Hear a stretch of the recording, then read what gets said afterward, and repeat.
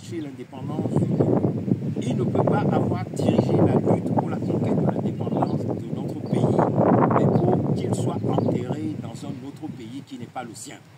Donc, nous renouvelons cet appel à la population et au peuple togolais en disant que la première condition pour que le Togo retrouve sa dignité, la paix et sa libération, c'est que nous fassions en sorte que, eh bien, ceux qui ont assassiné, ou les descendants de ceux qui ont assassiné Sylvanus Olympio et qui dirigent mal le Togo aujourd'hui, quittent le pouvoir pour que notre père, notre grand-père et son épouse puissent revenir au Togo.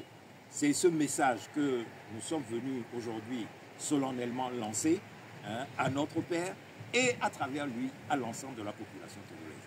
Donc, peuple togolais, eh bien, entendez notre voix, faites en sorte que nous puissions terminer cette lutte dans des conditions normales. Nous ne prônons pas la violence, nous disons simplement qu'il faut que Faure Gnassingbé lui-même écoute ce message et qu'il sache raison garder et qu'il quitte le pouvoir avant que le pouvoir ne le quitte.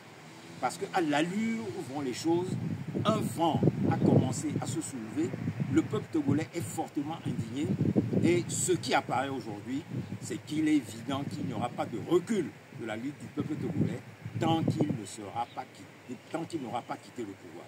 Donc, que tout se passe bien, qu'ils comprennent. Et lorsqu'un peuple ne veut plus de vous, il est temps d'accéder à son désir, à sa volonté. Ce sont les peuples qui élisent les dirigeants et il n'est pas du devoir, il n'est pas du pouvoir des dirigeants de s'imposer arbitrairement au peuple. Sinon, eh bien, quelque chose arrive toujours qui vous enlèvera de là.